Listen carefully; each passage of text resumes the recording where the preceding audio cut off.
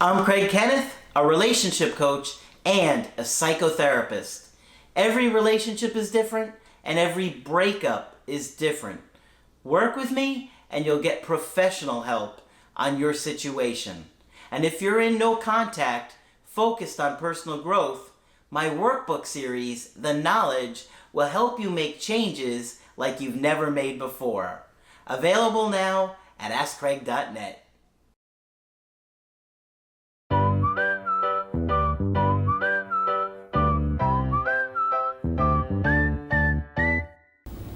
Hi there, I'm Coach Craig Kenneth. And I'm Coach Victoria. And in this video, we're going to be talking to you about time feels slower in no contact. It's true.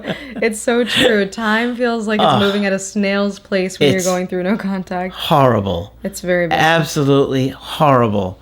I remember going through it myself and with my own breakup, and it just felt like hours felt like seconds, or days felt like no time had gone by. Right, and you keep checking your phone for notifications, but only a minute has gone by, and there's no new notifications. Accurate. And so before we get into it, I did want to say that Craig and I are available for coaching sessions. So if you do have a personal situation that you want to share with us on a private call, you can do so by booking on the website. Yeah. It's so tough going through a breakup. You know, it's just incredible how your whole life can just become turned upside down in sometimes a blink of an eye. And you have no idea what to do. And you don't want to spend your time doing anything but trying to fix the situation or talk to your ex and repair it. So it's like every minute or day that goes by that you haven't talked to them, it just feels like an eternity. Right? Right. And when your brain is perseverating on something, when it just keeps spiraling on something, your perception of time totally changes. Because otherwise, when we're in a more relaxed state, we are thinking new thoughts constantly. We're able to be present. We're able to think about the things that we're exposed to. So time has more of this sense of passing. Yeah. Versus when we're having a lot of the same or similar thoughts, then we almost feel stuck in a loop. Sometimes it can feel really dissociating. It can feel very out of body even sometimes when we start to think about time and just wanting something so badly.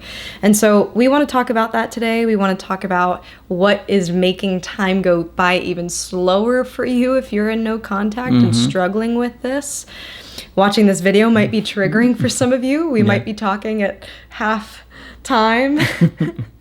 And like Craig was saying, a lot of times all of our focus is on how can we get our ex back, thinking up different scenarios in which our ex does come back or doesn't come back, or maybe they will say this, maybe they will say that.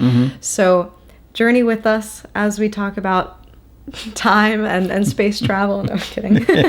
As we talk about time, just to give you a better understanding and to hopefully find you some relief in this, because it is a struggle. When your brain perseverates on something, when it starts to spiral on something, it can feel like time is going a lot slower than if you were at a more relaxed state. Because when you're relaxed, you're exposed to different things, you're present, your mind is thinking about new thoughts.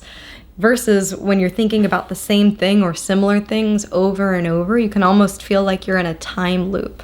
So your perception of time can really be affected. And this is what we want to talk about in today's video, to talk about some things that are making no contact feel a lot slower, how to be more present, and how to work through this, because it really can feel like suffering. You feel like you're in the state of purgatory, the state of waiting. And so we want to offer you some relief. Hopefully this can help change your perspective. Yeah.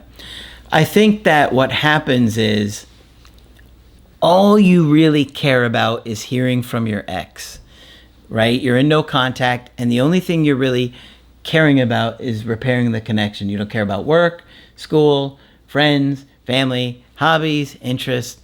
It all just feels so unimportant when you've lost somebody. And so you can't really enjoy all those other things because they don't feel like a priority to you.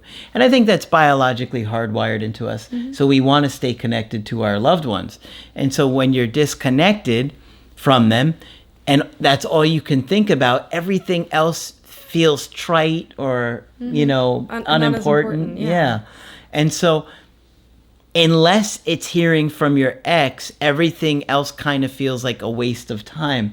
And all you can do is kind of feel stuck in this moment of waiting. Are they coming back? Are they coming back? Am I going to hear from them? It's been 2 days. It's been 3 days. It's been a week. And then starts to get months, and you're like, this is never going to turn around. It starts to feel never ending. And so that is one thing that can make time feel slower, is when you just focus on one thing, and it's hard not to. But when you have this narrow view of the world where all that matters is your ex, that can be very limiting. It's hard to break out of that. Another thing that's causing time to go a lot slower is not taking care of your body. When we start to focus on one thing, other things that are important in our life start to fall off, such as our health. And our physical body and our mental health are so closely tied, and there's a lot more research coming out these days that further supports that. Yeah. And so we're talking about eating and sleeping. I feel like this is something I go over a lot. Are you eating okay? Are you sleeping okay? Now I know. I'm like a worried grandma over here for you guys. But it's true, because when you are in a more tired state, that affects your mental health, that affects your perception of time. When you are hungry, when your body is in need of nourishment, that affects your perception of time. Man, time goes by so slowly when I'm hungry. I'm like, man, I need food right now. I don't know. They're like, 15 more minutes. Oh, what? I'm hungry now. So these things really do affect us. And she is always hungry. I am always. I'm a snacker. I'm a proud snacker. She's like a little rabbit. She's always eating, always snacking. It's true. And so the more you're able to take care of your body and keep it in a healthy state, the more you will be able to be present in other areas of your life. And so what can help you cope with this? What can help you cope with the slow passing? How can we make the most of the time that is passing really slowly? Changing your perspective. We want to reframe this a little bit for you. If you have this view of time as you're waiting and just crusting away until your ex comes back, time is going to feel a lot slower than if you view time as part of the process. Yeah. A lot of times... And an opportunity. Right. A lot of times we have a goal, and we are so focused on the goal that we forget that the process is a part of it, and the process itself can be enjoyable. How many of you watching these videos have felt an aha moment? Oh, yeah. Have felt something click, and that feels so good. Things start to make sense in your life. So even if overall this can be a grueling process to start to look at your childhood, to start to understand attachment, at the same time, we have to start celebrating our small wins, celebrating those aha moments, celebrating the moments where we do feel connected. Also remember, this is something that I say often as well, but time is on your side. For those of you in no contact, I know time is something that you want less of. You want to hear from your ex as soon as possible. Time can be an opportunity, like you were saying.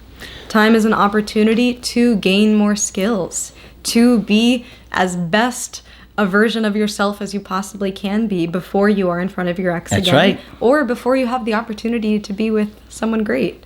So, I mean, if it's me, if I can choose between hearing from my ex in 3 weeks or 3 months, I'm going to take 3 months. Okay? Especially if I'm learning about attachment theory. If I'm putting myself in your shoes. Now, I know attachment theory, and we've studied this for many, many years.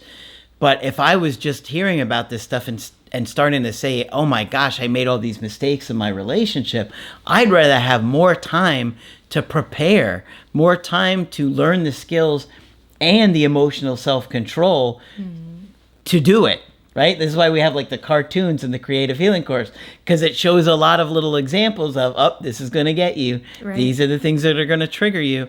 And so you want to look at time as an opportunity to grow and to get in front of your ex and show them that you have really grown. After a couple days or couple weeks, they're not going to believe you've really grown. They're going to have a hard time even believing it. Right. And in a very meta way, the impatience that you're feeling now is really part of what you need to work on. And so I know many of us can get in this place where we feel like, I can't. This is something that you were very tough on me with. There were moments where I'm like, I can't do this anymore emotionally. This is so tough. You're like, no, you can. You can. It's a choice. You can. Right. Yeah. And so if you have that type of mentality, even when you feel completely depleted, when you feel like, man, there's nothing else I can do here, time continues to move on. Whether it's slow, whether it's fast, time continues to move on. So being able to reframe your view of time, being able to reframe how you behave after no contact, what you do with that time is really important. Yeah. It's not easy, but you really want to do your best to not just sit there and allow time to pass you by. You want to be present in no contact with yourself and what you're trying to accomplish and how you're trying to grow. If you're present, you can learn. Okay, if you're just sitting there staring at your phone and watching your ex log on and off Facebook or Instagram or WhatsApp or whatever it is, it's going to make you crazy. It's not going to help you. You're not going to learn anything new other than, yeah, they've gone on and offline 53,000 times today. How does it help you? Be present with your life and how you want to show up in it and how you're focused on growing and learning and preparing yourself for either them to come back or dating other people. Because some of you will get another opportunity with your ex. Some of you will meet new people. And you don't want to blow it with somebody great that blows your ex away. Right, right. And for some of you, time is what's necessary. Some of you need time. Right? And sometimes your exes need time too. Like you were saying earlier, would you rather have a situation where your ex reaches out in 3 weeks where they probably haven't even processed the breakup themselves? Yeah. Where it's going to lead to something, to another separation in the future, versus really having that time to be intentional, having that time to really think things through and giving yourself time to integrate those skills that you want to be in your relationship. Yeah. So time is not a bad thing. Change the way you look at it. I know time gets a bad rap. All of you really want to hear from your ex as soon as possible. Many of you, the first question that you ask in coaching is, how long will it be before this turns around? Sure. You know, and that's something we can guesstimate right. based on all the facts of your situation. But we also want you to zoom out and think about some of these bigger picture items too. The best thing you can do is use this breakup as an opportunity to change your life. You may not feel more motivated in your life than going through a breakup. yeah. And so use that. That's why we did the creative healing course and the workbooks. It's all focused on personal growth to heal you, to help you grow, and it'll certainly keep you busy in no contact. I'd much rather you sit down and do the creative healing course for an hour than watch your ex log on and off social media. What is that going to help you? At least if you've done some work and thought out some questions and did activities and homework assignments, you're going to feel better. You're going to feel better doing that. You're going to feel awful watching your ex log on Instagram all day and log off on. It's like, it's going to make you crazy. Right, right. And you can use that emotional energy as motivation to get up and do something. Yeah. I know sometimes emotions can be draining, but emotions can also give you a lot of energy. We talked about this in other videos too, with going through a breakup. It's so highly emotional. And sometimes there's emotions that give you a burst of energy where you do feel like you can do a lot and suddenly you're wanting to go out and do all these different things that you've never done before. And there's some emotions that want to keep you isolated, that want to keep you sleeping all day. So maximize the energy that you have. All right. So hopefully this one's been helpful to you. And of course, if you want to get our help personally, you can do that on my website, askcraig.net. I do email coaching and I do Skype. Coach Victoria is also available for Skype coaching. I'm here whenever I can help. Just click on her name at the top of the website to schedule with her. But that's it for this video. I'm Coach Craig Kenneth. And I'm Coach Victoria. And we will talk with you soon.